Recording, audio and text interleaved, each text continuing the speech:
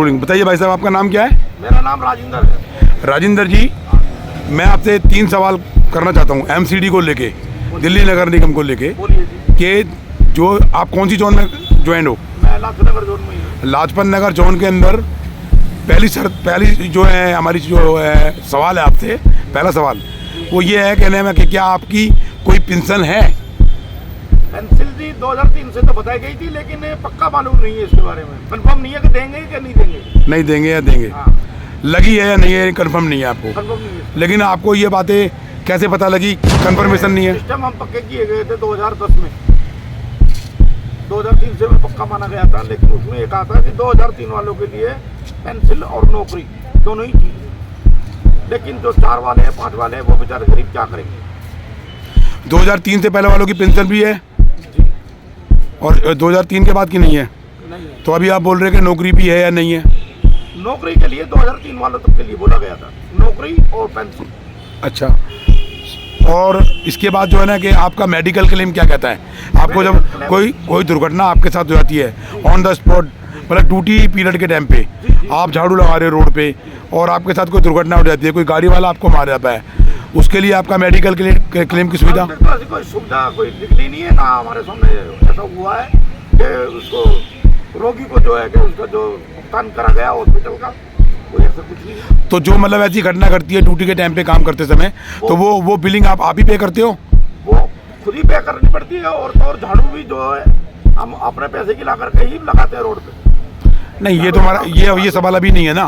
अभी सवाल ये है कि मेडिकल क्लेम के लिए आपको क्या नहीं मिलता, कोई अधिकार नहीं है। कोई अधिकार। अच्छा, तो अब और इसके बाद ये है कि आपको जो भी सुविधा उस टाइम पे मिली करती थी, जो आज से 15 या 20 साल पहले, साबुन की, तेल की और जूते की, चप्पल की, ड्रेसेस की, झाड़ू की, वो अभी प्रोवाइड है या नहीं है? सिर्फ एक दफा ही ये सुविधा मिली थी किसी की, जूते और वर्दी की।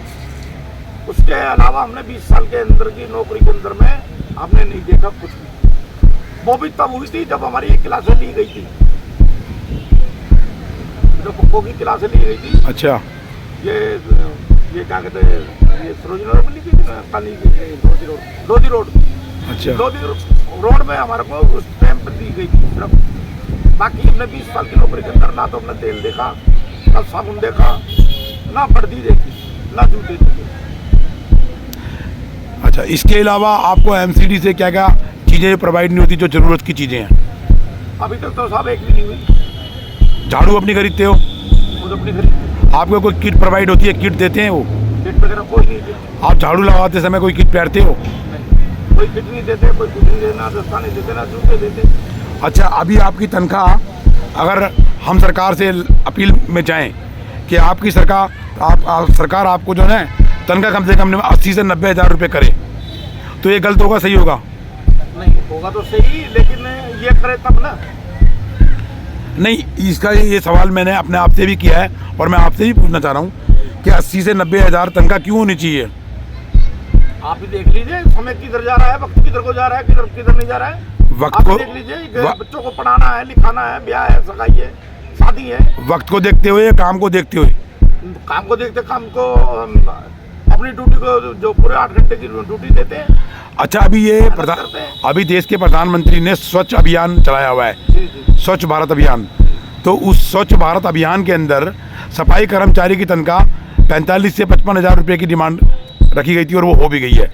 लेकिन इतना मैले का काम, गंदा काम जो करते हो, उसके लिए सरकार ने आप शायद दुनिया का सबसे गंदा काम करते हो, जी जी सबसे गंदा काम, जी। ठीक है, और उसके लिए क्या 55 हज़ार रुपये तनख्वाह होनी चाहिए? मैं तो कहता हूँ ज़्यादा होनी चाहिए। जिस तरीके का काम करते हैं, कोरोना काल के अंदर भी हमने काम किया जबकि लोग वहाँ घर में लुके हुए थे।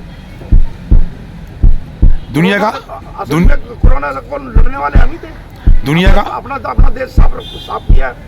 दुनिया का मेला उठाते हो, सबसे गंदा काम होता है ये। गंदा काम होता है। तो आपकी तनख्वाह कम से कम नहीं तो 80 से 90 हज़ार रुपये के तकरीबन होनी चाहिए, आदमी, और वो सारी सुविधा आपको ये सारी प्राप्त होनी थी हमारे को। और अब ये मैं आपसे अंतिम सवाल पूछता हूँ कि जो आपसे जुड़ी, सफाई कर्मचारी से जुड़ी काफ़ी सारी संस्थाएं हैं, यूनियन है, क्या यूनियनों ने कभी आपकी अर्थव्यवस्था को देखते हुए, सफाई व्यवस्था को देखते हुए, आर्थिक स्थिति को देखते हुए, है ना, रोजगार की स्थिति को देखते हुए कभी ये मांग डिमांड की है कि आपको साबुन तेल मिला करता था, आपकी तनख्वाह इसके काम के मेले के हिसाब से कम है, झाड़ू के हिसाब से कम है, आपको ड्रेस नहीं, आपको जूते नहीं, आपको चप्पल नहीं, आपको मेडिकल क्लेम नहीं, किसी नेता ने आपकी ये आवाज़ उठाई? जी आवाज़ उठी है वैसे एक दो से, और अभी तक भी शायद ये आवाज़ उठा ही रहे हैं संजय गहलोत जी, हमारे चेयरमैन साहब जो हैं, बाकी इस मामले में कर रहे हैं वैसे कोशिश, लेकिन चेयरमैन साहब एक उम्दा पोस्ट पे हैं, सफाई आयोग के चेयरमैन हैं संजय गहलोत, ठीक है जी। लेकिन संजय गहलोत चेयरमैन पद पे होते हुए इनमें से इन चारों पांचों डिमांडों में से एक भी डिमांड को पास नहीं कर पाए, तो फिर क्या बात के चेयरमैनशिप है सर? वो बात आपकी सही अब तो उनका कार्यकाल खत्म होने जा रहा है सर, वो तो बात सही है, लेकिन कोशिश तो उन्होंने की लेकिन ना दे तो ये सरकार की गलती है। एक चेयरपर्सन का मतलब तो आप समझते ही हो, चेयरमैन किसे कहा जाता है? चेयरमैन का मतलब है कि सफाई व्यवस्था को ठीक ढंग से देखना, और जब वो ठीक ढंग से सफाई कर्मचारी तभी तो करेगा जब उसको सब सुविधा प्राप्त होगी। तो आप बताइए ना, आपको सुविधा प्राप्त है या नहीं? चेयरमैन साहब जो संजय गहलोत जी का नाम ले रहे हो, उनकी तरफ से आपको कोई सुविधा मिली? नहीं, अभी तक तो नहीं मिली है। यूनियन की तरफ से कोई, किसी भी यूनियन की तरफ से मिली? नहीं, अभी कोई। तो पिछड़ा कौन है? तो हम ही रहे। कौन? हम कौन? हम यानी कि आपने गरीब जनता जितने भी है, जो जनता अलग चीज है, सफाई कर्मचारी को ये की बात है। नहीं, जनता अलग है, सफाई कर्मचारी अलग है। सर वो आप कह सकते हो। तो भाई साहब देखिए, इस पे जरा जोर डालिए, ठीक है ना। प्राइम इंडिया की तरफ से हम आपका धन्यवाद करते हैं, इंस्पेक्शन मीडिया ग्रुप की तरफ से आपका धन्यवाद करते हैं कि आपने अपने सवालों का जवाब ठीक ढंग से दिया। लेकिन एक बात ध्यान रखो, जो जिस चीज़ से आप वंचित हो, ये ना तो आपकी कोई यूनियन उठाएगी और ना ही सफाई आयोग उठाएगा, आपको लेके चलना पड़ेगा इसको, तो आप सभी कह रहे हो, ठीक है ना। जब तक सफाई कर्मचारी की ज़रूरत की चीज़ें प्रोवाइड नहीं होगी तो वो सफाई कर्मचारी मरता रहेगा, ठीक है ना। तो ये ठीक नहीं है, आप ज़रा इस पर ध्यान दीजिए, और हम आपको अपना मोबाइल नंबर देंगे, जिस चीज़ से आप वंचित हो उस चीज़ को हम कोशिश करेंगे दिलाने की, ठीक है। थैंक यू, धन्यवाद।